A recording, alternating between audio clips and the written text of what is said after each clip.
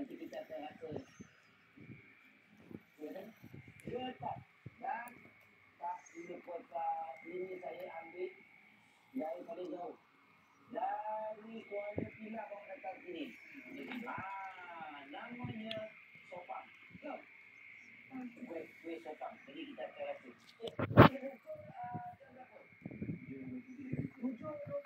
Alamak. Rambutnya macam dah nak dekat dah ni. Macam dari mana?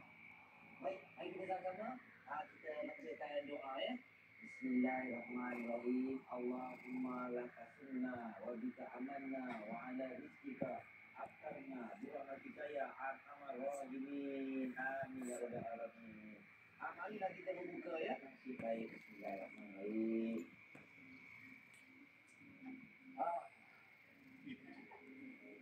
Leganya dapat berbuka. Marilah. Kita rasa ni ada. Saya nak rasa juga ni. Kuih sopang ni. Otai yang buat. Kuih sopang ni. Makcik buat.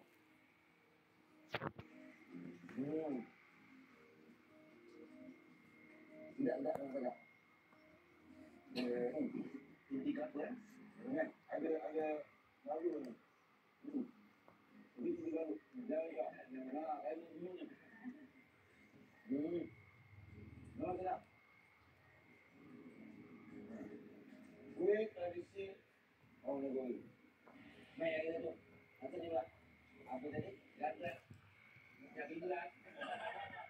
Baik. Ni. Mana? Dia mana boleh buat apa? Saya boleh buat rancangan. Saya membuka. Saya membuka. Orang tengah nak sibuk makan. Dia sibuk lah ni kan. Kalau tu nak kaya pula. Maknanya